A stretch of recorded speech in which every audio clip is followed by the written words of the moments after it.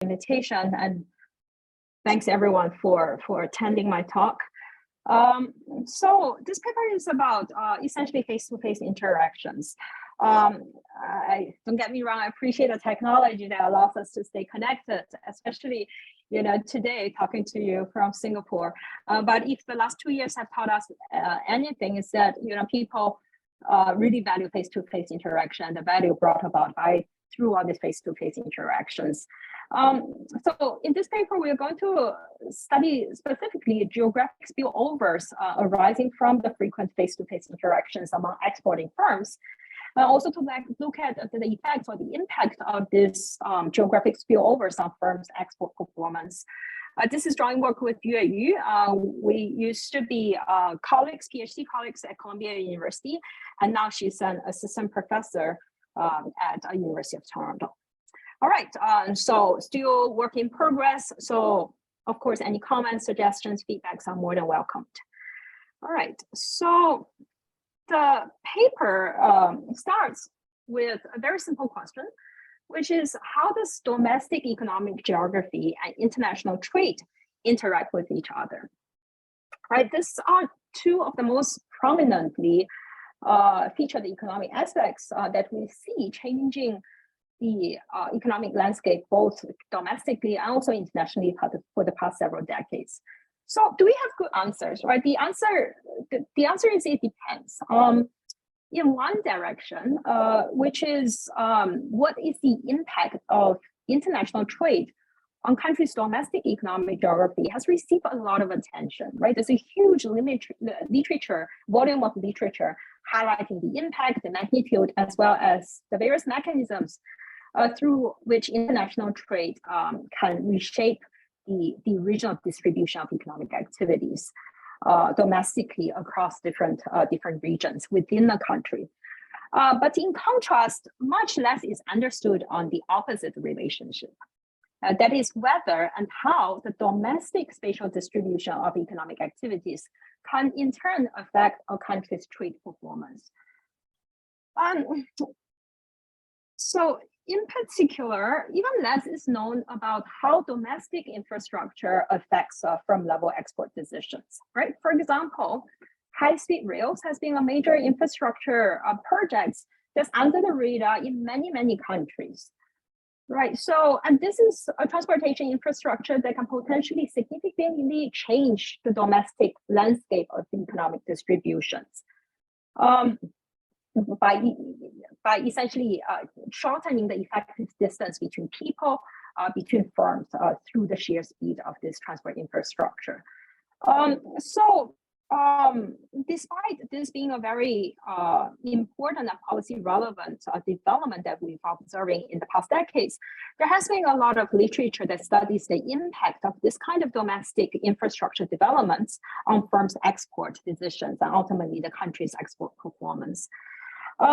So we believe that establishing the impact of this domestic integration through transportation infrastructure investment on countries' integration with the international market is both important and also a challenging problem, right? It's important mainly on the policy relevance, right? Essentially, this guides extensive policies that promotes geographic clustering of exporters, right? That's one, right? A lot of policies implemented by many countries, including China, Thailand, here in Singapore, are essentially encouraging geographic concentration of exporters with the aim of promoting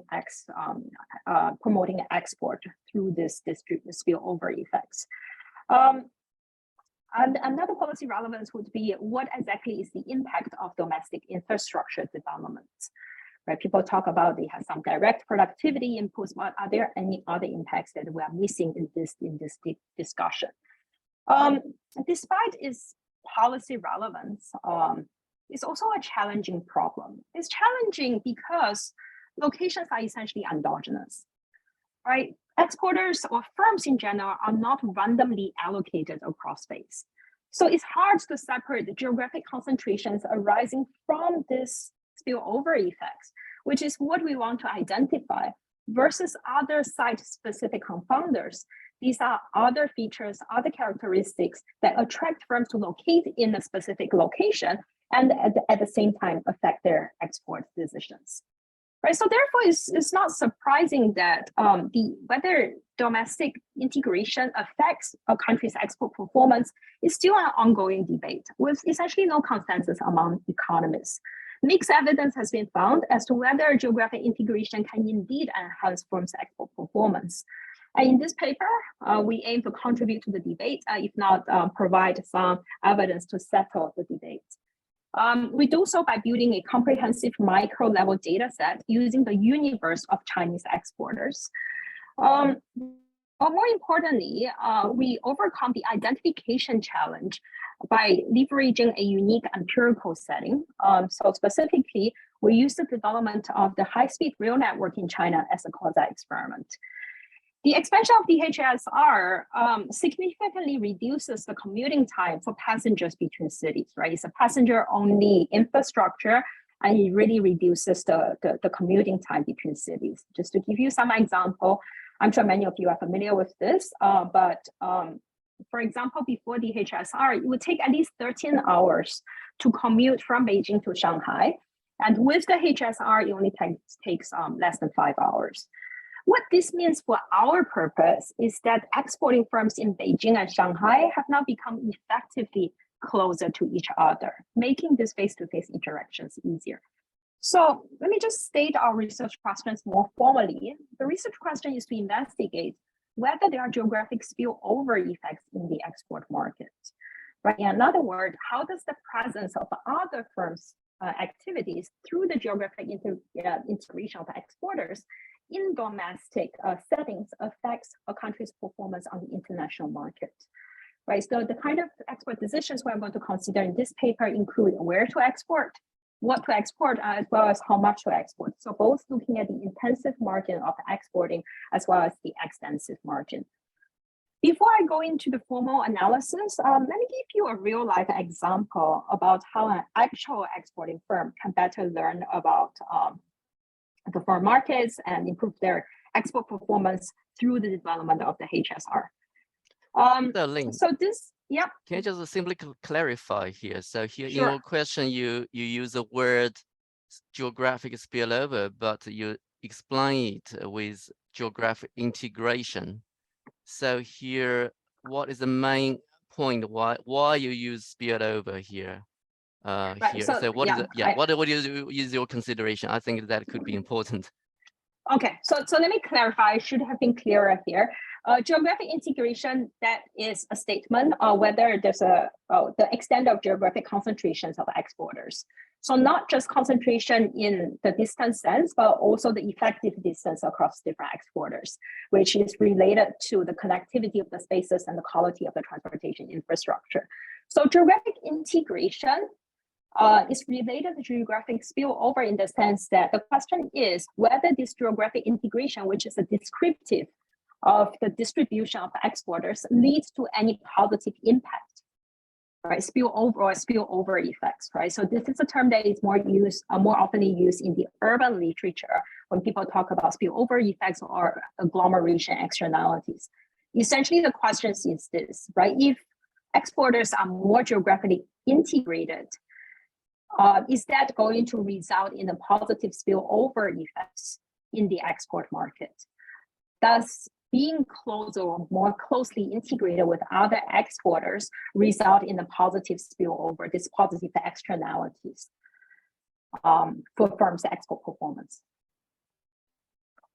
Right, I don't know whether that answers your question. Yeah, it seems to me there's a positive feedback loop there. So integration, yes. Yeah, spillover and more integration like this. And precisely, right? Okay, yeah, I should have defined it more precisely, but exactly what you said. Geographic integration leads to this positive spillover effect, this positive externality, and is the externality that we're trying to identify here in this paper. Okay, thanks. All right, so let me talk about this real life example. This comes from a New York Times article that was published in 2013. The story is about Mr. Li. Mr. Li is the sales manager of a company located in Changsha, which is a major city in the southwestern part of China, and his company exports women's dresses and blouses. So in the women textile or in the textile industry. So Changsha is also about 700 kilometers away from Guangzhou. Guangzhou is the commercial and of course the export hub of this industry, textile industry. Before the HSR, he used to travel from Changsha to Guangzhou twice a year. But with the HSR, he now goes almost every month, right? So he said that this punctual bullet trains or these trips allow him to stay updated about the market environment and consumer preferences, such as fashion changes in colors and styles. As a result, his orders have increased by 50%. Right. Of course, let me acknowledge that this is just one anecdote, but through this simple story, actually there are two separate but related but separate takeaways. The first one is this is saying that connecting to the HSR may increase firms' export volume. Right. That's sort of like the reduced warming effect, quote unquote. And the second one is speaking to the channel that drives this improved in performance. Which is that this is helping Mr. Li in terms of his export performance by allowing him to acquire export-specific knowledge more effectively. All right, so in our project, what we are going to do is we are going to take the inspiration from this simple story and carry out formal empirical tests on both fronts, right? First, we want to establish whether there is an impact. Does connecting to HSR improve your export performance? But once we are done with that, we are also going to go under the hood of that reduced form effect to think about what is the channel that drives this impact. All right. So let me give you a quick preview of the key empirical results in this paper. As I mentioned, the key identification or the empirical strategy here is to leverage the expansion of the Hsr network as a causal experiment. So that's going to help us to create this plausibly exogenous variation in the extent of geographic integrations. So we adopt essentially a triple difference approach. I'm going to be more precise about this later, but essentially the treatment effect is going to be identified using variations across different sectors within the same city. So we control for time varying shocks at the city level. And this is important because this allows us to address the usual concerns whenever we are thinking about an infrastructure development, right? We're thinking about when we assess the impact of an infrastructure development, the usual concern is always, whether the connection time is endogenous and also whether the location is endogenous. Right, so by having this city year fixed effect that allows us to control for this usual concerns of endogeneity. So I'm going to come back and talk more about that identification strategy later on, but this is the main results I'm going to show you. We show that improved geographic integration of exporters within the same sector, thanks to the expansion of the Hsr network, is going to positively impact a firm's export performance. On the intensive margin, we see that exporters are going to enjoy higher export revenue, and this is driven by an increasing quantity and a reduction in prices. There are also increases along the extensive margins as well. So we see that firms export to a greater number of destinations, so they enter into more destination markets. And at the same time, they also expand their overall export menu. So the number of varieties for which they export also increases. We provide additional evidence that would help us to investigate what is exactly the underlying economic mechanisms that are driving this observed set of results. The first, we find that the benefits are really export specific, in the sense that the results are robust when we control for integration of domestic producers, but maybe more directly, we saw that connected firms, once they're connected by the HSR, they're going to converge on the set of export destinations, so where to export, but there's no effect on the set of products they export. Overall, the number of products they export increase, but the similarity is not impacted for connected pair of firms. So we also show that this geographic integration helps firms to share export-specific knowledge more effectively. So this is really suggesting that there's something that is about knowledge sharing going on. How do we do this? This is done by looking at the heterogeneous effects across different firm types. All right, so we classify firms into different types based on our perceived easiness or difficulty for them to acquire knowledge that are related to export. So we show that firm types that tend to incur greater knowledge acquisition costs is going to benefit more once they are connected to this Hsr. We also show that the results are robust to controlling for other types of spillover effects, but this can be traced back all the way to Marshall. Marshall famously classified these geographic spillover effects into 3 broad types. Knowledge sharing is one of them. That's the one that we want to focus on. But additionally, there's also integration of suppliers and customers. So that's the goods shipping channel, as well as labor market pooling. So we want to control for the other 2 types of geographic spillovers, and we see that this knowledge sharing channel is still robust. In the last part, we show that firms are going to improve their average product qualities. Right, these are driven by both the intensive margin, meaning that firms are going to improve the qualities of their existing products, as well as an extensive margin, right, in the sense that firms are going to enter into higher quality destinations. So export-specific spillovers that helps firms to acquire knowledge about the products and the destinations. So that's what the last part of the analysis seems to suggest. All right. I want to take a brief pause here and see whether there are questions before I go into the details of the paper. Then I have a quick one, which Sure. is, and it might be a trivial point about semantics, but the way I understand spillovers are that there are people who are not exposed or treated to the treatment, exposed to the treatment, who have benefits. Here in this model, what's happening is everyone who gets connected is actually receiving, all the firms at the connected place receives the treatment. So I'm not sure if I would call it spillovers, but it might be just semantics. So it's, yeah, I get your points. Right. So this is spillover in the sense that even if the firm were not to do anything, just by the fact that it's now better connected to other firms, that is going to help firm to improve their quality. So there's an externality that's going on. But can we distinguish between firms that get connected and travel to say their partners versus those who don't? Yeah, so that's exactly what we are going to do, right? We're going to separate firms that benefit from this more effective connection because of HSR and firms that didn't. Okay, right? got it. Thanks. And of course, we are going to have different ways to convince you that this difference is driven by things that are not related to firms' export performance.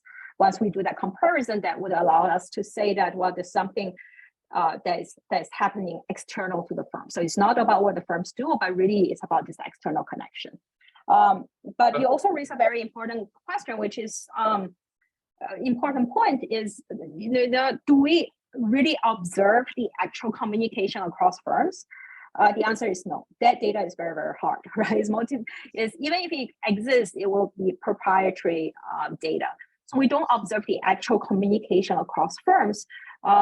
So that's why in the last part, we provide what we call suggestive evidence that are help us to provide evidence that are consistent with all these underlying economic mechanisms. Got it. Thanks. All right. In the interest of time, let me just skip the discussion about related literature. Of course, in my talk, I'm going to try to relate what we do with what other people have done. This is the plan for the talk today. I'm going to start by giving you an overview of the model, even though this is an empirical paper, but the model is still useful because it serves 2 purposes. First, it helps to motivate the empirical analysis, right? You're going to see that at the end of the model, it's going to generate the econometric specification that we're going to use for the regression analysis later.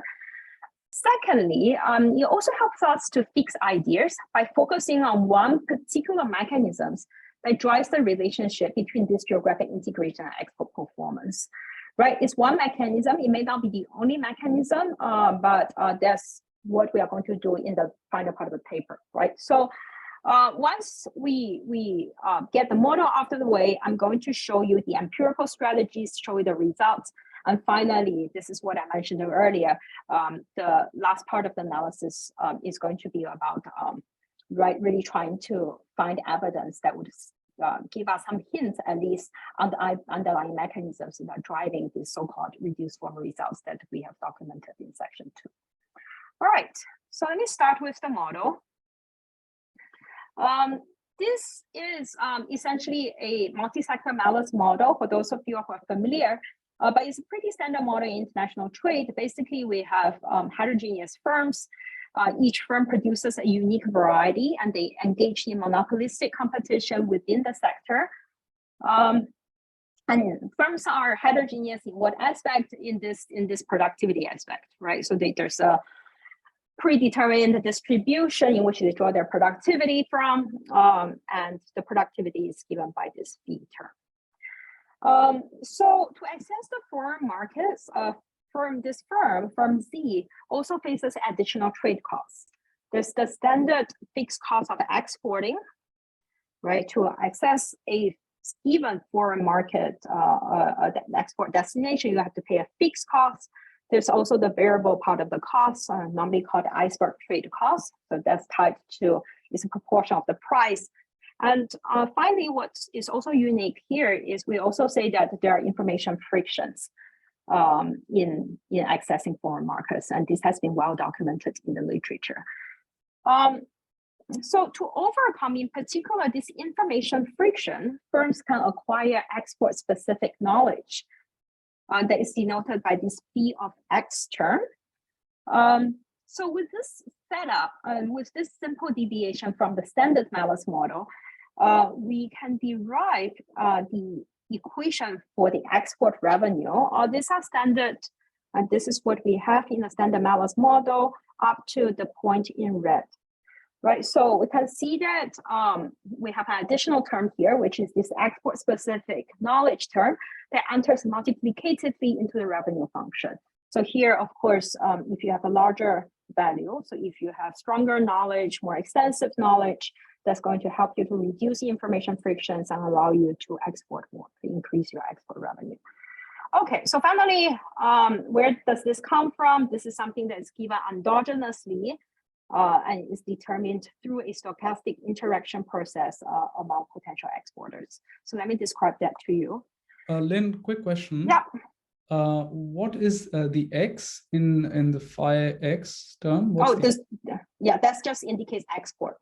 This is an export specific knowledge as compared to the normal productivity term. All right.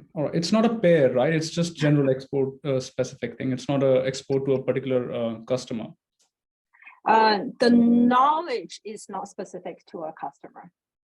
Okay. Okay, so let me describe to you the knowledge acquisition process. It's essentially a two-step process. For the macroeconomists in the audience, the process is very similar to the imitation or reject framework in recent works by people like Guerra, Oberfield. Their 2021 econometric paper essentially follows a same model, but here we make it more reduced form by making some additional assumptions. So at the beginning of each period, firms are going to receive an idiosyncratic inside draw that we label as omega Z. Right, so in the second step, firms' self-collected insights are going to be diffused through a random interaction process with other exporters.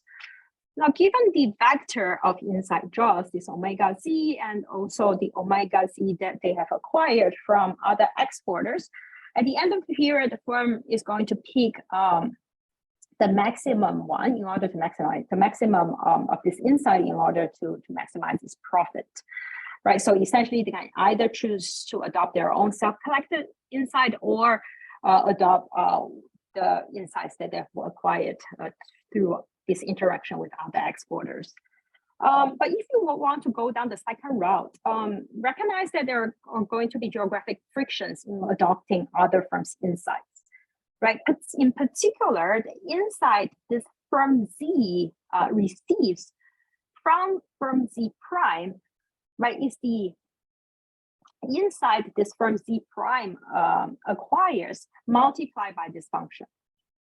What's that function? That function gives you the extent of geographic frictions between firm Z and Z prime, which discounts the quality of the interaction. Right, and finally, this geographic integration is going to be determined, I mentioned this briefly, by both the physical distance, the physical geographic distance, as well as the quality of the connectivity between two locations. So that's if you want to adopt other people's insights, but you can also improve your own insights. So here, if you want to invest your own insights, you have to pay a unit cost that is represented by C. The greater value of C indicates that maybe it's more costly for firms to collect export-related information on its own, perhaps because the products are more complex, or the firms are exporting to a destination that is less familiar or less open. Okay, so that's the setup of this knowledge exchange process. I'm going to make one more assumption, which is that I'm going to assume that all the insights draws are drawn from a free shade distribution. So all the free shade distribution are going to share this common dispersion parameter that is denoted by theta, and also a firm-specific scale parameter lambda. Right, what is lambda? Recall lambda has appeared before. This is firms. Oh, sorry, I forgot to say this. Right, so I said firm can invest to build up their own capacity. The level of investment is lambda. Right, so this is reflected as influencing the average quality of firm self-collected insights. Right, if you invest more in your collection capacity, on average, firms are going to receive better insights. Right, so how is that translating to the free shade distribution is reflected in this scale parameter, right? So more precisely, this lambda Z is going to tell us that when firms are making this profit maximizing decision, they're going to pick the maximum values out of all the insight draws, be it a self-collected insight or the insights they receive from their other competitors, other exporters in the market. The nice thing about free shade distribution is is max stable, right? So if each individual draw is free shade, the maximum of all the individual draws also follow a free shade distribution, right? So it follows a free shade distribution with the same dispersion parameter, and this composite scale parameter, right, basically is the sum of firms' own chosen level of capacity as well as the capacity from all the other firms. That is, of course, multiplied by this geographic friction term. All right, so let me highlight that this lambda tilde term is the key parameter in the model. Right, it measures essentially through the lens of the model, a given firm Z's access to all the export-specific insights out there. Right, this reflects the extent of this geographic integration among exporters. So we can see here that all else equal, firms that are located closer to other exporters, so this geographic friction term is going to be lower, and that's going to lead to a larger value of lambda. And what this also means is firms on average are going to tend to draw higher export-specific these insights. That's going to increase their export revenue as well. All right. So Lynn, a quick question. Yeah.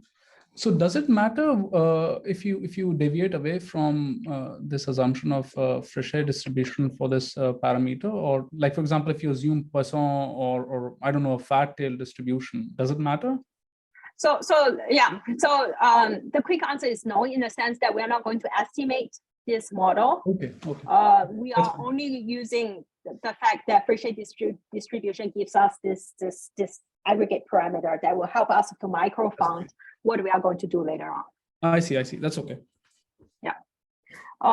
Okay. So relative to the standard malus model, what this model allows us to do is we can really focus on the role that is played by this geographic integration, right? As I mentioned earlier, this term inside this large square bracket basically is the extent of geographic integration that the firm enjoys.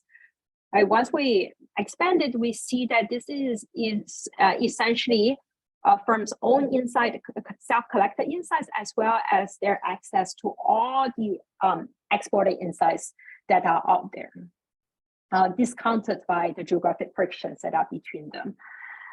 So given this, the model generates this very intuitive results that if there's a reduction, if there's an exogenous shock in the extent of geographic frictions facing a pair of firms, for example, through the development of transportation infrastructure, that's going to increase this value, right? So that's going to increase the extent of geographic integration a firm Z enjoys.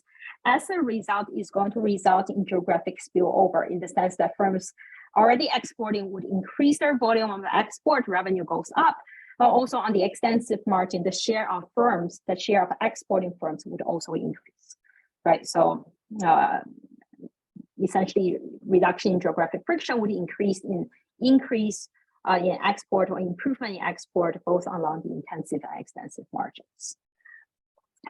I mentioned at the start that the model gives us one micro foundation for why being more closely connected to other firms would improve your export performance is through this knowledge exchange. And later, we're going to come back and see whether this channel is really there in the data or not. But another useful point of the model is that it also clarifies the econometric specification that allows us to investigate a firm's export revenue.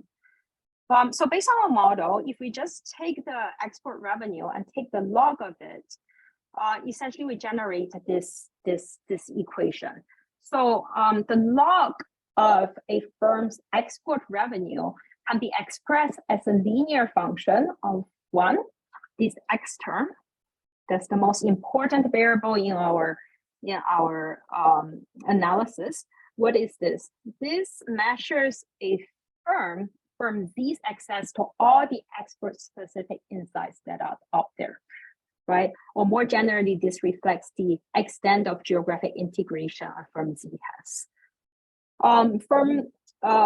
Export revenue also depends on this. This is a sector year fixed effects. This captures essentially all the general equilibrium consideration. What if there's a change in demand? What if there's a change in the overall competitors in the market? So it captures the general equilibrium effect.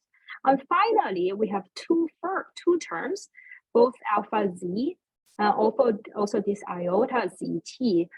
Both of them are going to represent, both of them together are going to represent this firm-specific term. So alpha Z is a time invariant component of the firm-specific productivity term. Additionally, it will also allow firm productivity to vary across time in an idiosyncratic manner. So that's what the last term is telling you, this unobserved time varying productivity shock. With that equation, we see that beta is really our coefficient of interest. The model predicts that beta is positive. What is that telling us? It's telling us there is geographic integration, geographic spillovers on the export market. In other words, integration of exporters geographically would lead to an increase in firms' export revenue. Also that we can see quite clearly the identification challenge by looking at this equation, right? Identifying the sign of beta is quite challenging. The difficulty, as we have illustrated here, is that essentially the covariance of this XCST, right? That's the access to firms' export-specific insights that depends on firms' location, right? Where they are located will tell you how many other firms are located around you. And this productivity term are going to be correlated, right? Yeah, in other words, it's hard to control for all the location-specific characteristics that affects both firms' location choices, also firms' potential decisions with regard to export. So to address this endogeneity concern, our strategy is we are going to exploit this expansion of HSR as a quasi-experiment that is going to give us a plausibly exogenous shock that affects the extent of geographic frictions facing different firms and ultimately induce a change to the extent of geographic integration that different exporter faces. So that's the broad strategy. And I'm going to talk more about the identification challenge later on. But let me first take a step back and tell you more about the background of the Hsr network. So this is a brief history of the high-speed rail network in China. I'm sure many of you know that Hsr is often touted as one of the most ambitious infrastructure projects in modern times. The idea was actually first conceived as early as 1970s by Deng Xiaoping during his state visit to Japan. And rumor has it that when he visited Japan, he was sitting in the Japanese Shinkansen and was extremely impressed by it. So he brought the idea back home. And in 1990, the government has started the formal planning of this project. A feasibility study was commissioned by the end of 1994. But maybe somewhat surprisingly, the attitude back then in the 1990s was somewhat ambivalent or lukewarm at best. All right, so supporters argue that this is an important thing, it's going to boost economic growth, but there are also a lot of opponents who felt that this is too costly, and judging by the experience in many other countries, is never going to be profitable. So the economic boom in the early part of the 21st century in China, again, boosted the demand for rail travel. And so they rekindled this determination to construct the Hsr in China. So they finally decided to go ahead with the project. And the first Hsr line that was between two major cities, Beijing, and another city is a port city called Tianjin. You see this tiny line here, that's the first line that was opened in August of 2008. If you recall, that actually coincided with the opening of Beijing Olympic. So both for real economic reasons, but also there's a symbolic meaning there. 2016 marked a major milestone for the Hsr construction in China with the completion of the so-called 4+4 grid, so 4 horizontal lines and 4 vertical lines. Up to today, this is still an ongoing project. So the last figure shows that this is the eventual, based on current plan of the Hsr network by 2030. So instead of 4+4, they have 8+8. What's our study period? Our study period is going to be from 2000 to 2013. Part of this is due to data limitation. The firm export data, the customs data beyond 2013 is a little problematic. But even by looking at this 13-year period, 14-year period, this allows us to cover 8 years before the implementation, also the early phase of this very rapid expansion. So let me show you the changes in network during our study period. Right, so this is 2008. We had the first official lines, only 3 of them, but thereafter we see this rapid expansion. Okay, and so this variation is what we are going to exploit in our empirical analysis. In constructing our data set, we combine several sources of the data. So we combine the railway data with essentially the Chinese customs data. The Chinese customs data is a very comprehensive data set. It contains the universe of all the exporting firms in China. So in total, we have about 340,000 exporting firms. The export data also comes at an annual yearly level. As for each firm year, we observe the export value and quantity by destination, by product and then HS8 level, so very detailed. We also have information on firm characteristics, including where they're located, of course, the name of the firm, ownership, and sector. All right, so now we have the one regression equation that is generated from the model. We have the data. The only thing that is missing, but it's a big piece, is the main independent variable, right? This term that measures the extent of geographic integration or geographic spillover, this XCST term. Yeah, Link, so I think Luciana has a question. Okay, please unmute yourself. I'm not monitoring the chat. Just a quick question. Do people know where the next railroad is going to be built? Do they know all the plans? Yeah, so I think your question is regarding the undoubtedly problem of the railway network. If you can wait just, I think, 2, at most 3 slides, I'm going to discuss the identification strategy. Let's see whether I've answered your question. If not, please ask the question again. Is that okay? All right, so let me talk about first the measurement strategy. So from the model, this XCST term that captures a given exporter's least access to export specific insights, right? So here we interpret this more broadly to say that XCST captures the extent of geographic integration among exporters. So how do we measure them? For the empirical investigation, we are going to adopt this measure, right? Of course, we have to make several modifications to adapt to our particular empirical context and also take into consideration limitation in the data. So let me explain each of the modifications we have done. First, we can see that we use firms' export revenue to proxy this lambda, right? Lambda is the extent of information collection capacity you build.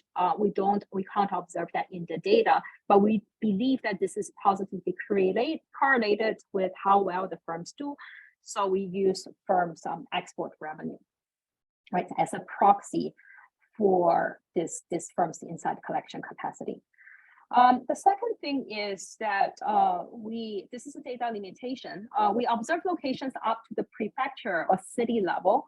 So instead of measuring firm to firm distance, we are going to use city to city distance. We also see that we have excluded exporters that are located in the same city as this firm under consideration, right? This is going to avoid a mechanical correlation between the outcome variable and this independent variable of interest. I think this also goes to answer an earlier question to say that how do we investigate externality? How do we make sure this is something external and not driven by the firm itself? Well, one of the ways, a simple way is to, in computing this term, we excluded all the firms, not just the firm itself, but also all the firms that are located in the same city as the firm under consideration.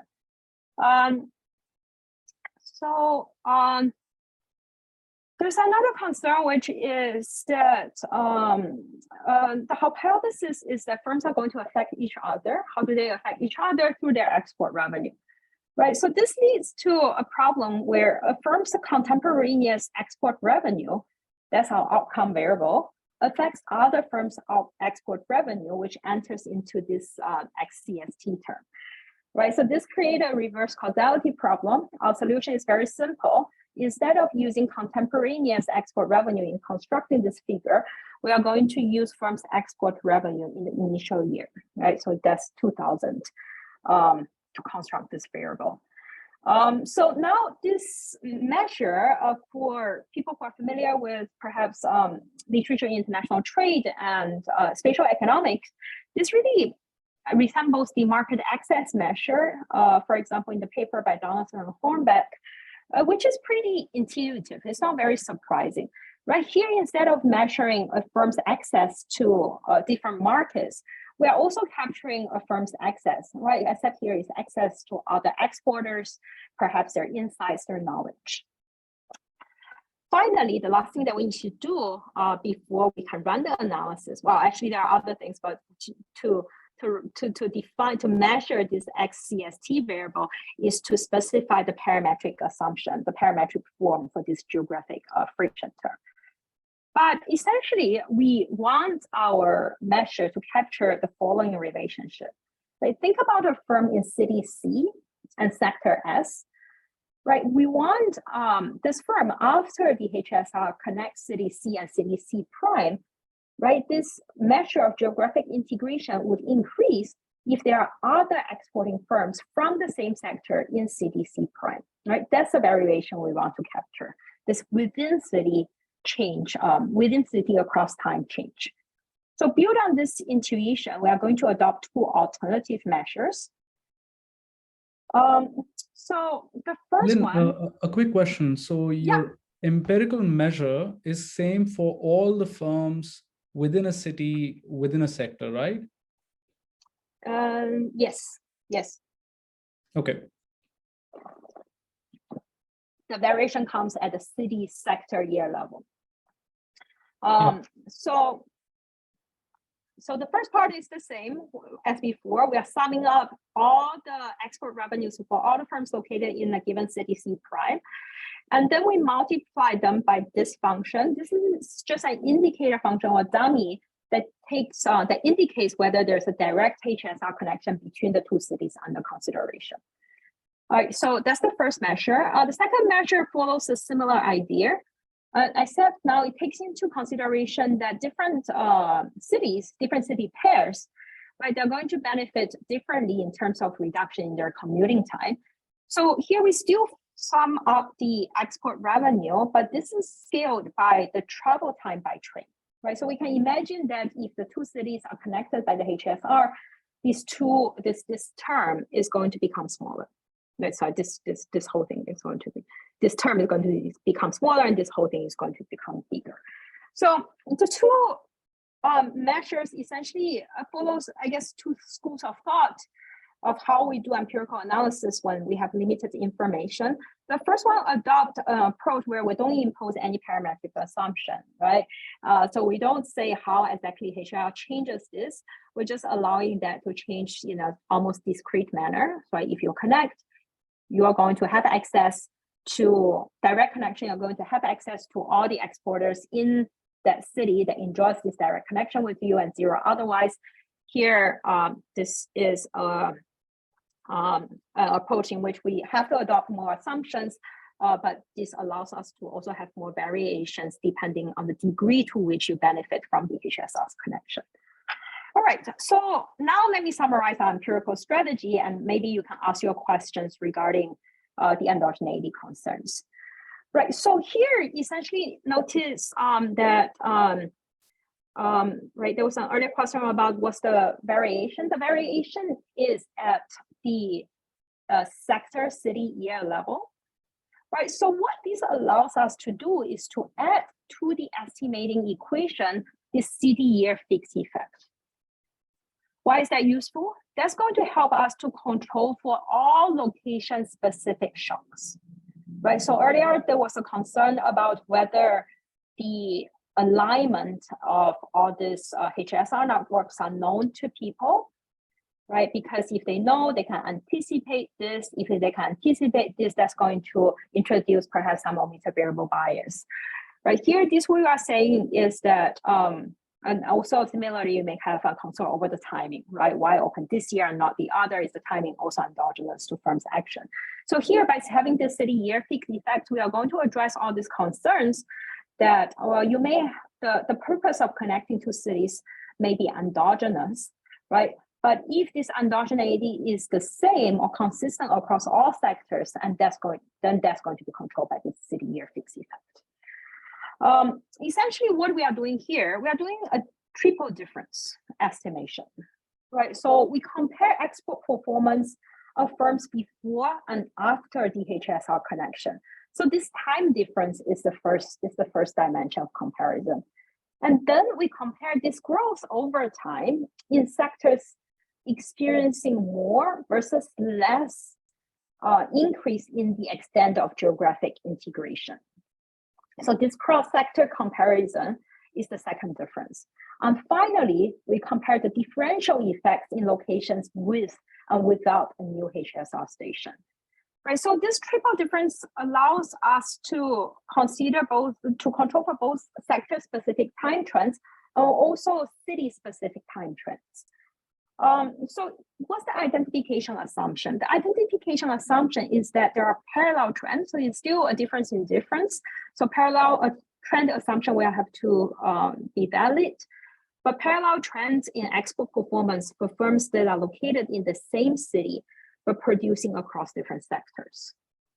Right. So what would be a violation of this identification assumption? Right. As I mentioned earlier, if two cities are connected because the planners know something about the growth potential of certain cities versus the other, that's the usual endogeneity concern when I have a local infrastructure.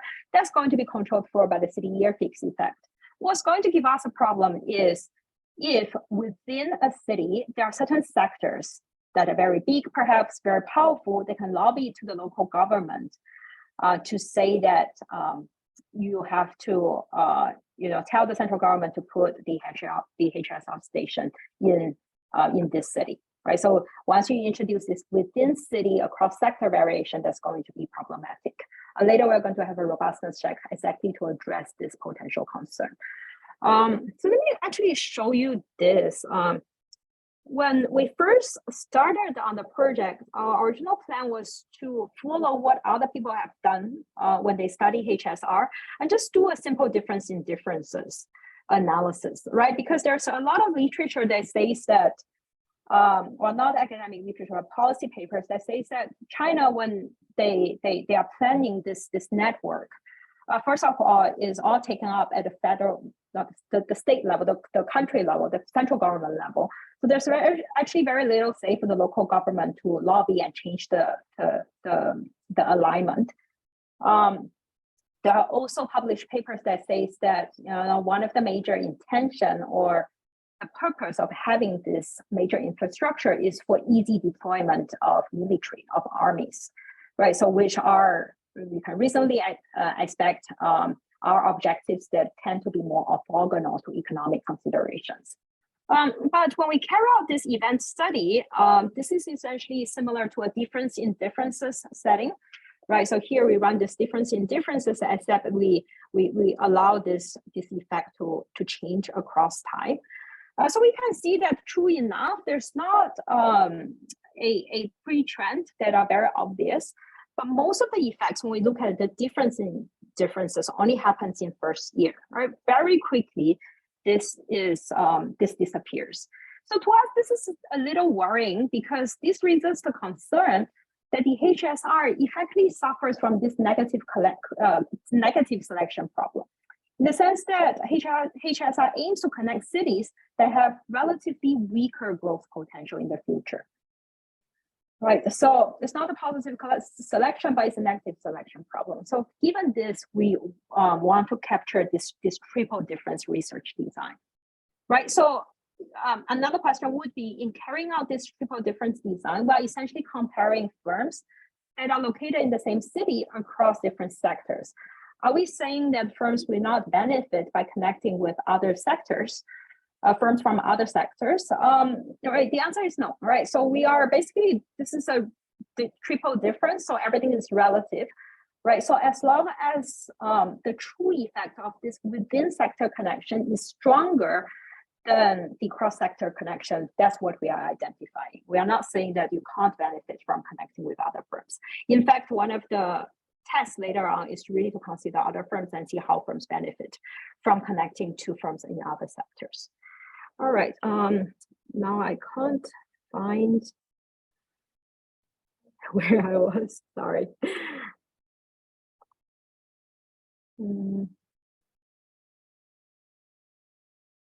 Right, so hopefully this explanation was clear enough, but I'm happy to answer any other questions you may have regarding the identification.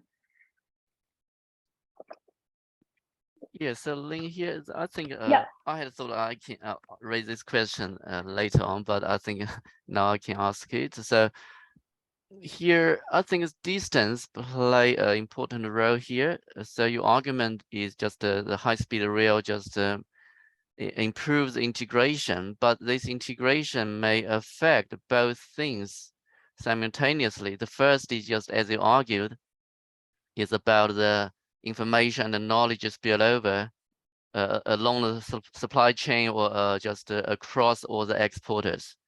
But the second one is also, I'm just concerned about how do you think the transportation cost as well? Yeah, so that's a great question. Yeah, so even though, yeah, so I think it deal with part of this transaction cost concern by including the city year fixed effect, but I'm still concerned that the high-speed rail may have different impact on different industries on transportation cost. Right, yeah, so that's a very valid question. Right, in the sense, I don't know whether this is a fair interpretation, feel free to tell me. No, the concern is not about whether the connection of HSR is going to improve the export performance or not, but with my interpretation that this is happening through the mechanism, right? So, okay, so short answer is, I'm going to show you this later, but what I'm going to show you basically later on is we're going to have a direct control for the transportation cost, the domestic transportation cost. Right, so initially we debated about whether adding this or not, because you know, the other literature tend to just brush it off and say this is a passenger-only service. Since it affects people travel and not movement of goods, it shouldn't have any effect on shipping. But later on, as we dig more into the literature, we realize that actually that assumption may not be true, in the sense that, sure, HSR is for passengers, but what happens is often most of these are running on dedicated rail lines. So what it does is actually frees up capacity of normal traditional trains, right? So there might be a spillover effect, and we're going to look at that. So it turns out it's not shipping costs. Excuse me, Lin, just before we move on. Now, the HSR potentially affects all forms nearby the station. So how can you, what's the best way to put this? You're trying to pick up the export specific effect. The effects could come from other forms within nearby as well, right? Yeah. I don't know how you can. Okay. Yeah, I understand your question. Right. So, So the model is quite clear. The model says that there's this variation in the access to exporters' insights, but the reduced form or the empirical analysis by design or by data limitation doesn't allow us to measure this change in information or insights directly. So we use this proxy of export revenue to measure that, right? But the problem is we know that export revenue is related to all sorts of things that are going at the firm, right? In particular, if the export revenue is higher, the firm tend to be bigger and more productive and things like that. So a question arises of whether this is what we are identifying is something that is specific to export, right? Our firms are just benefiting from the standard sort of agglomeration forces. So this is going to be something that we are going to look at later on. In fact, after the next 3 slides, that's the first thing I'm going to show you. Again, we don't have direct evidence, but we try to provide some suggestive evidence to show you that this is, I mean, while there could be other firms that are benefiting this, but there are some aspects that are benefiting specifically to exporters. Okay. Right, so it's coming. Then, All right. a question. Yeah. So you may have covered this, but I'm still not clear about this point. If you think about the installation of HSR, and that is correlated with, say, for example, specific industries or sectors that dominate, certain cities, then you will have an issue of, the unobservable changing over city sector time level, no? Yes, what you have described is precisely the threat to identification. So essentially we have a robustness check just aimed at this specific concern, in which we remove the largest sector in every city. And we observe what's the remaining effects, taking out the most influential sector. Turned out it didn't matter. Okay. But that's a very good question, right? Okay, so that's the identification strategy, right? The success of this identification strategy also hinges on the fact that different export sectors in China, they concentrate in different regions, right? If they are all distributed uniformly across space, then we are not going to have any variation. Reassuringly, we can see that there's quite a bit of the differences in spatial concentration. Right? There's some similarities as to be expected, or the coastal regions always enjoy more, but there's enough variation for us to exploit that to study whether after HSR connect to cities, whether the firms is going to benefit, right? So this again depends on whether the extent of firms, other firms that are exporting the same sector that are located in the cities that are being connected. All right, so that's the strategy. Let me show you the results. The first set is our triple difference regression results. So here, column 2 and 3 shows the changes in export revenue. We can see that conditional on exporting, firms are going to enjoy higher export revenue after this improvement in the extent of geographic integration. How do we interpret the magnitude here? We have normalized this excess measure using standard deviations. So the coefficient here tells us with 1 standard deviation increase in the extent of geographic integration, that is going to lead to a 3 to 4% increase in firms' export revenue. So pretty substantial change. Moving on to column 3 and 4, so we see that this is one version of the extensive margin. We see export firms entering into more foreign markets after this improvement in the extent of geographic integration. So here the outcome variable is not log, it's just the number of export destinations. So we can see that a 1 standard deviation increase in this X is going to increase the number of export destinations by 0.1 to 0.3. So we decompose the export revenue into the 2 dimensions, price versus quantity. So we see that this increase in export revenue that we observed in the table that I showed you just now is driven by an increase in quantity while the unit cost goes down, right? So this is consistent if you recall from the model, right? How do firms benefit from this increasing extent of geographic integration? Well, they benefit by reducing the information frictions they face in accessing foreign destination markets, right? So essentially, this is a reduction in trade costs or informal trade costs. So therefore, the export prices decreases. This is another aspect of the extensive margin, right, which is on the set of exported products.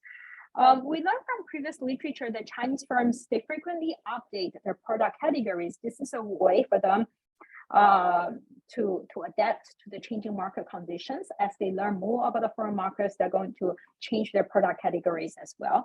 So we see that firms do update the set of exported products more frequently, right? So here we basically calculated, how many products you add during a year, how many products you drop. So they update more frequently, and this more frequent updating has led to an overall expansion of their product menu. Right, so firms are going to, on average, when they experience a 1 standard deviation increase in the export measure, increase the number of products they export by 0.3 to 0.4%. So we've also conducted a series of robustness checks. I think the largest one, the most important one is this one. As I mentioned before, HSR, they are implemented to enhance connectivity for certain sectors, right? If that's true, then that's going to be a threat to our identification strategy, right? So here we see that when we remove the largest sector in our analysis in our sample, the results remain both qualitatively consistent and quantitatively similar to the baseline results. There's no significant differences across the 2 sets of results.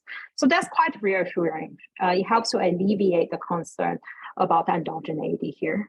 So we have also conducted other robustness checks, but in the interest of time, let me just skip those. Happy to talk more afterwards if you have more questions, because I really want to move on to the last part, which to me are pretty interesting.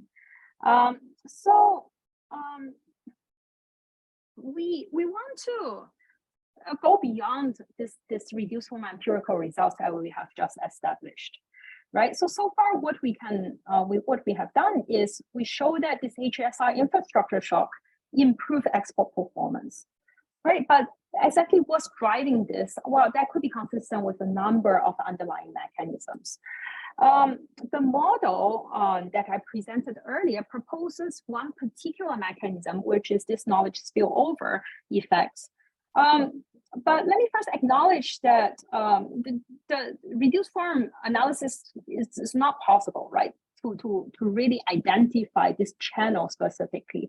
And that's the inherent limitation of the so-called reduced form analysis, right? By design, it relies on exogenous variation in connectivity or travel time, right? Not variation in access to these export-specific insights, right? So by design, it's by design because directly studying this insight exchange is very hard, right? Simply there's no data for it, or data that I know of. So with that caveat in mind, what we are going to do in the last part of the paper is we are going to explore in more detail the economic channels or the economic mechanisms behind these reduced form empirical results. This would allow us to better understand how exporters, right, is the how, benefit from greater geographic integration. So there was an earlier question about whether this is really specific to exporters. This is a very valid concern because export revenue that we use in constructing this X variable is highly correlated to domestic revenue, right? It's highly correlated to a lot of things. So it begs the question whether this is an export specific spillover effect, meaning that this is an impact that improves the capacity of firms to serve foreign markets specifically, or this is more general, right? Standard spillovers, meaning that this improved connectivity improves firms' capacity to serve both domestic markets as well as foreign markets. So to investigate, we essentially carry out two tests. This is the first test. In the first test, we define a variable that measures a firm's access to general production activities. All right, so here the X general is constructed in a very similar manner to the baseline measure, right? So, but here instead of summing up the export revenue, we use the value added of all the firms in the city.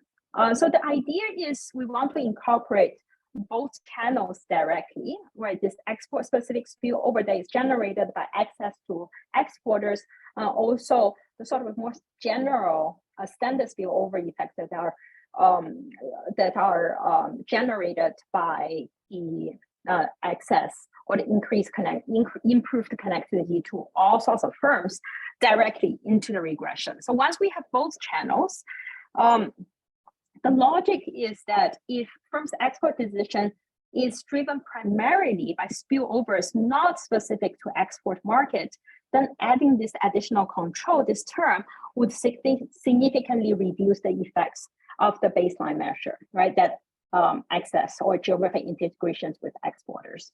So that's the logic. What did we find? So we found here, this is the baseline. So all the odd numbers indicates the baseline results. The even numbers are the even columns show the results once we add these additional term. So we see that the results remain very similar to the baseline results. So that's the first test. And we also look at a second test to really see whether this spillover effect is something specific to exporters. So we think about what is specific to exporters. Well, one of the things that are specific to exporters and not just domestic producers is that if this thing is specific to exporters, there must be some effects to the set of destinations, right? In the sense that when two cities are connected to each other, right? If exporters are benefiting, not just general production, this should be reflected in changes to the similarity in the set of destinations a firm exports to. Right? So we calculate the angle distance in terms of the destination similarity across two cities that are across two firms that are located in different cities. What we found here is we can see the three columns reflects different fixed effects that we have added in, but no matter what the specification is, the results are pretty consistent, meaning that firms are going to converge in the set of export destinations, right? To us, this is evidence that is quite convincing that firms are not just benefiting from this general effect of greater spillovers, but they are benefiting specifically in the aspect of exporting, and this is manifested in the choice of export destinations. Well, correspondingly, we actually see no impact to product similarity. Right? When two cities are connected, there's no impact to product similarity. We should be careful not to overinterpret these non-results. It's not as if firms do not converge. Maybe they do, but it takes a longer period of time. I remember when they have up to 5 years after the connection, so maybe it takes longer time for them to think about changing on the product front. But this two results altogether, to us, we interpret that as evidence. Yep. I just noticed the Tusha raised hands, but I'm not sure whether he still want to ask the question. Yes. Yeah, if that's okay. Yeah. I have 1 minute. And okay, go ahead. Yeah, you can do it later. So maybe let me push and show you the results. I'm happy to stay back later on and answer any questions. That'd be great. So you can still do you have time to stay for a few minutes? Of course, of course. Yeah, happy great. to. Yeah. Okay, so this is export-specific agglomeration effects. To us, firms may benefit. All firms may benefit from this better connectivity, but there's something specific to exporters. So then we want to know exactly what aspects of exporting are you really helping here, right? Is the HSR really helping? The model suggests one story, which is that this integration of firms of exporters reduces information friction in the export by facilitating this information sharing. Empirically, information sharing or knowledge sharing is not observed directly. However, if this hypothesis were to be true, then we would expect HRR reduce some heterogeneity effect, right? So in the sense that HRR is going to reduce information frictions more for certain types of firms. What are these types? These are the firms that we expect to be facing greater knowledge acquisition costs, right? If it's harder for you to acquire knowledge on your own, chances are you're going to benefit more from this HRR connection. You're going to increase your export performance to a larger extent. So we introduced this additional term, this interaction term, to the baseline regression. So this gamma is going to tell us this heterogeneous treatment effects across different firm types. And this is very briefly what I find. Essentially things that make sense, right? We expect smaller firms to find it harder or more costly to acquire information on their own. We expect firms exporting more complex products to find it harder. We expect firms located in remote regions to collect information on their own. We also expect destination to matter, right? If you're exporting to less open countries, then you face a greater extent of information friction, so you're going to benefit more. And finally, firms not in processing trade are going to respond more. If you are in processing trade, not much information friction. You know what to produce, you know how much to produce, you know down to the specification. But if you are in normal trade, then you have to think about how to make decisions on those fronts. So altogether, this is evidence suggesting that this has something to do with knowledge sharing. So we also did a second part of this test. This is related to, I think, Sean's question earlier.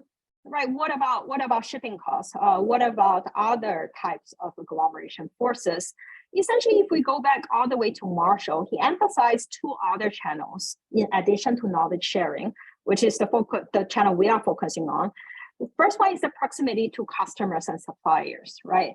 Having a more geographically integrated market tells me that it's easier for me to find both my upstream suppliers, and it's also easier for me to reach customers, right? Note in this case, customers are international markets, right? So these are international customers.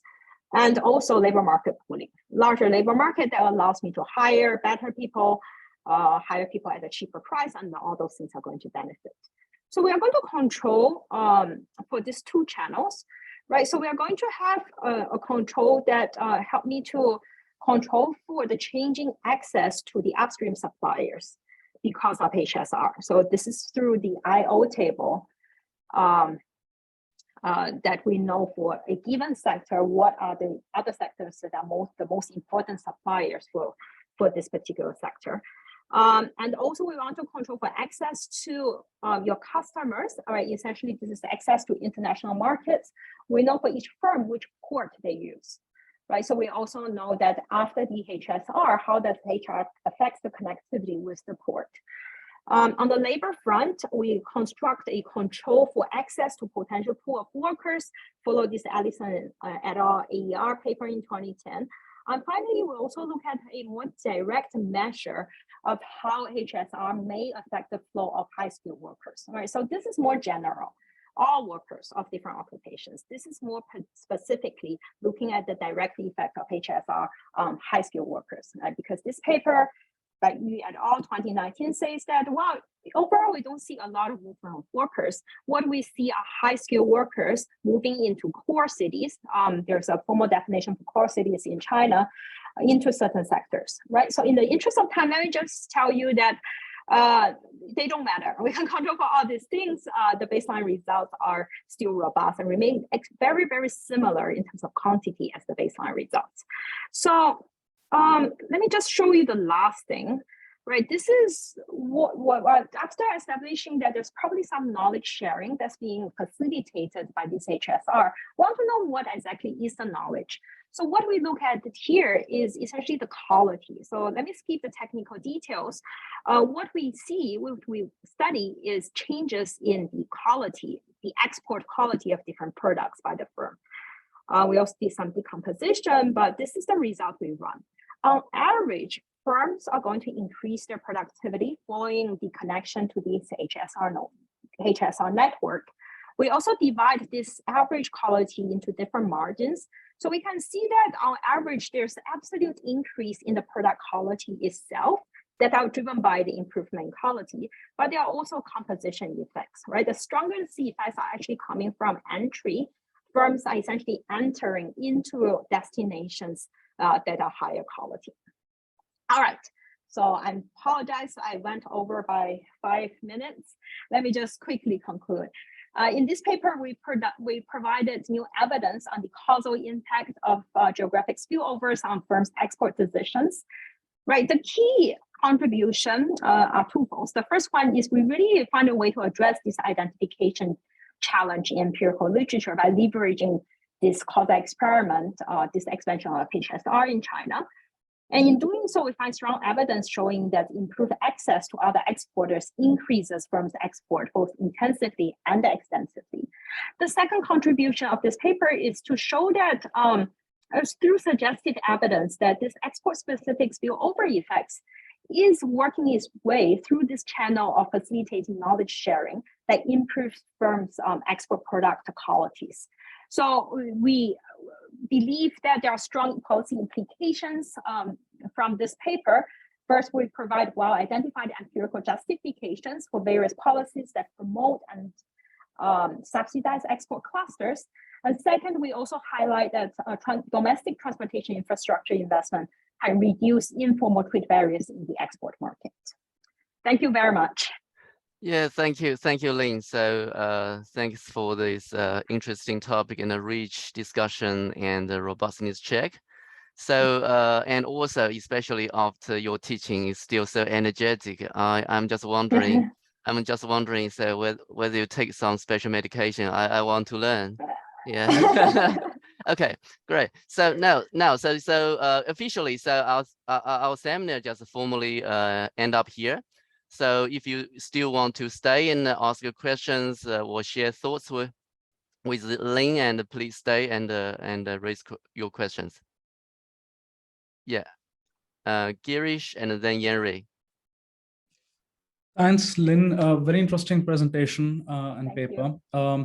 So my question is more towards, how you pivot your paper. And that's got more to do with the fact that it's very interesting, and I don't deny that the knowledge spillover or the insights that you talk about are in fact an important determinant in the improved export performance that you see. So I believe that, and it's very believable. But what I wonder is, would it be easier for you to initiate, first of all, in the theory and then also in the empirics, a discussion about the spillovers that you're talking about are general, right? So it's very easy to kind of, in your theory model, just describe that what you're talking about, the spillover, is not just insights, but also easier access to improved quality intermediate goods, right? And that'll speak to the production network literature, etc., right? And that may in fact be true.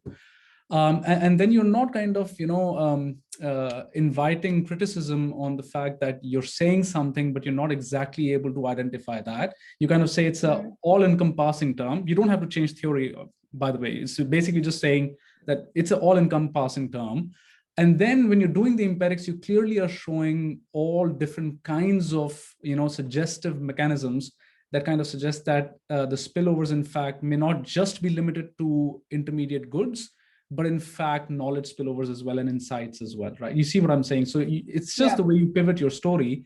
I personally, I would like, I think that'll kind of invite less of a, criticism if you, first of all, say it can be many things, but I feel and I show you that it's not just intermediate, it's possibly insights and knowledge spillovers as well. Okay. Yeah. That's actually a great point. That's one of the major struggles. So you can see that we have a lot of results. The analysis part of the paper is done. Now we are thinking about what is the best way to structure this paper. One of the major things that we are debating and considering is whether we should start general and then later, trim down, or should we be more specific at the start and say that this is the model is going to tell you this, and later on I'm going to show you that this is indeed there in the data. We tried the general version at the very start. We engaged in this project. So what we found is people are going to. So when we're presenting the general story, they jump in and say, "Oh, but what's the mechanism?" So they want to know the story also. But actually, I'm very happy to see that you say that the knowledge spillover story is very believable, because this is actually the first time presenting this new structure. Before we put our foot down, so that's the other extreme, right? So that's being extremely specific to say that this is the model. I'm going to show you the evidence this is true. Over there, people have much stronger pushback on whether this is really about knowledge spillover. But it's really something for us to consider. What's the best way of pivoting the paper, of selling the paper, of organizing the sea of results. But I appreciate your comments. Thank you. Yeah. Let's see another hand. Yarin, do you still have any questions? Otherwise, Tusha. Yeah. Yeah, so a couple of quick things, and these might be trivial and might have missed something you said. But the first one was, you showed the result where you distinguish between the general versus the export-oriented axis, right? And so I was wondering, I mean, the information friction, it's really difficult to believe that it doesn't exist for firms that produce for the domestic market. So, I mean, it might be higher for export-oriented firms for sure, but and the effects there were actually negative. And, so this is not saying that the effects to domestic firms are negative. That's one. So the outcome variable is still the same. So we are still considering export revenue as the outcome variable, right? So here we are controlling for the effects of having access to domestic firms' production activity rather than exporters.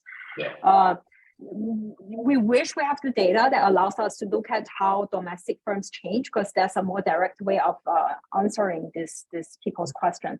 Unfortunately, that data doesn't exist. There's for the Chinese data, they have a separate census for domestic production and separate data for customs, and they don't have a shared set of firm identifiers. People in the past have tried to merge the two data sets using names, Chinese characters, but the quality is not very good. Yeah. So quickly on that point, but this does say that having access to general purpose insights actually has a negative effect on the export insights, right? Which, I mean, how do you explain that?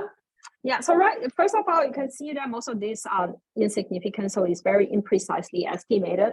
Yeah, okay. And we don't want to anchor people to anchor too much on the results here. I want to say that this remains very, very robust. But this is a fair point. I think this is driven by two things. The first thing is this term, the general activity, is highly correlated with the export, right? So if I were to remove this, I'm sure this is positive. So that's the thing. It's the partial effect. And the second thing is, I think there's also measurement errors in this. Okay, fair. And a quick other point that there are a couple of interesting ways in which you define the extensive margin. But I was thinking, just as an addition, I mean, the way I would think about extensive margin is, are there more firms that start exporting that we're not exporting? Yeah. Yeah, right. So that's a good point. It goes back to, I wish we can run that test. It goes back to data limitation, because we don't have the universe of Chinese firms. So we don't know who enters in the market. Okay. We tried doing this because we have the time series data, the panel data of exports, right? So we want to identify firms that appear in 1 year. If I didn't see this firm in the last year, are they new? Then I realized that it's very noisy. So a lot of firms, they exported in the past, they stop for a few years, then come back again, are these new entrants. So instead of doing the absolute extensive margin here, we use, right. So you are still new, but you are new to this new export destination. Got it. Yeah, cool. Thanks. Amazing. Thank you. So any questions? Okay, actually, I still have several, so if you can still stay. Yeah, so here, so because if your story is mainly about integration spillover, and I'm wondering whether you have looked at the agglomeration as outcome variable. Agglomeration of industries. Of firms. Yeah, so we didn't. Part of this is because we don't have a long period. We only have 5 years. We look at whether firms relocate, and then we realize that actually they don't. There's some, but it's not significant enough. So we think that maybe 5 years is not long enough for firms to change their location decisions. People did look at agglomeration of people, so flow of workers. I didn't have time to go into details, but basically found that overall, this doesn't lead to changes in population. But there are some interesting effects for subsamples. So for example, cities, peripheral cities that are located very close to a core city tend to receive an increase in population. So we've also heard stories that, with the development of the Hsr between, for example, Beijing and Tianjin, or between Shanghai and Suzhou, what a lot of people do is they may work in Shanghai and Beijing, but they buy an apartment, which is a lot cheaper in all these cities. So that leads to this relocation of people. But here, since we focus more on workers, it's still where you work that matters. So as we ignore that effect, they also found that there are some movement of very high-skilled people into core cities. So this is almost like the reverse in direction, but not just they move to core cities, they move to skill-intensive sectors in core cities. I'm just thinking, because that is one of your main mechanisms. So if you can come up with some measurement to identify the effect on agglomeration, because now I think now different regions may just specialize in certain industries, and you can say whether that kind of industry would just one region would be more concentrated on some industries only? Yeah, that would Such kind be of that would thing. be an interesting follow-up project to think about in the longer term, how this leads to changes in Okay. Industry structure, to distribution of economic activities, to specialization. Yeah. Yeah, definitely. I wanted to say something. Yeah, so that would also be useful in the sense that here, instead of looking at geographic concentration directly, what we are adopting is essentially a continuous measure of geographic concentration by allowing, as part of this X measure, all the firms that are located in China. It's not a standard way of measuring agglomeration or concentration, but this is necessitated by both the fact that we don't have a long period of time for us to see real changes in the size of the city. And part of this is also endogeneity concern, right? By thinking about this connectivity at the city pair level that allows us to control for city year fixed effect. Yeah, but great point about looking long term. Yeah, and another point is here. I'm just wondering, because this a connection of the city to the high-speed rail network, just like a staggered treatment. And I'm just wondering whether the latecomers, later connected cities may have even stronger effect, because once they are connected to a huge network. Earlier connected cities, actually, they still a bit isolated, you know. But later connected, they immediately join a huge network. So that means the connection here, you only look at the connection effect, but the connection effect is heterogeneous. It depends on the size of the network. So the measure one, you are right, that look at a direct connection, that doesn't consider this network effect. The second measure does, I believe, because it takes all city pairs and look at the travel time by train. So if cities that are not directly connected by HSR, if you happen to go into network later, it means that you tend to enjoy lower commuting time with other cities. I think it is not. Let me see. Or maybe not. I think it is not just the travel time. It is just the scale of the network. Right. Okay. Scale of the network I see what is you different. mean. Right. So it's not just about the connection with the destination, but also the size. Because for example, so once Urumqi is joined this network, they join the network of the whole country. But once the high-speed rail connected Beijing and Tianjin only connected with Beijing. That's true. Right. That's true. Yeah. The effect is different. Yeah. Right, but I mean, so part of this is captured in the sense that when we calculate this, it's not just connectivity with Beijing, right? So here for Tianjin, this X is going to be smaller, or the changing X is going to be smaller, right? Because everything else is going to be the same. It's only the connectivity between Beijing that's changing. Whereas for Urumqi, what happens is then after the connection, this X is going to change by a lot. So I think that part is captured. What is not capturing is what you said. There's going to be this extra spillover effects at the network level. Yeah, that's a good point. I think that may be interesting both economically and technically, because technically people just now very concerned about the staggered treatment because of the heterogeneity. Right. I think by disentangling that, enable you both deal with this concern and separate some interesting mechanism.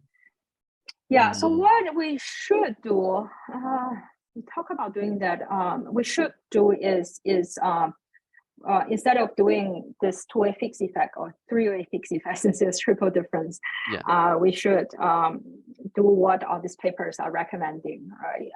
At least as a robustness check, doing almost an event study of sorts, just separate them into pre, post, and look at the long difference. Yeah, good point. Thank you. Yeah. And another point I want to, I'm interested in that I think the decrease in price is interesting to me. Mm. So I'm just wondering the mechanism here. So of course, here the main mechanism you want to argue could be the just more productivity gains, and it decrease the cost. And also, I think additionally could be the transportation cost as well, and also the more competition and reduce the markup. I do not know. So if you can also check for example, the markup. If you have more information about the transportation cost, that helps you to convince your story on the knowledge spillover. Yeah. To isolate. Yeah. Yeah. Okay. I think that's good point. I think the prize could be a good channel for you to tell the story more clearly. Yeah. Okay. Yeah. Definitely. Yeah. Right. In the sense that transportation costs, what we have controlled for is the transportation cost for the final products, but of course there are other sorts of transportation costs that are facing an exporter also. Yeah. Right. Yeah. Thank you. Great. Thanks. I think it is a very fascinating topic, and I found you have already got a lot of tons of results, different robustness check, and the discussion of the mechanism. Yeah. So, are you going to wrap up soon, or just still want to do more? We are going to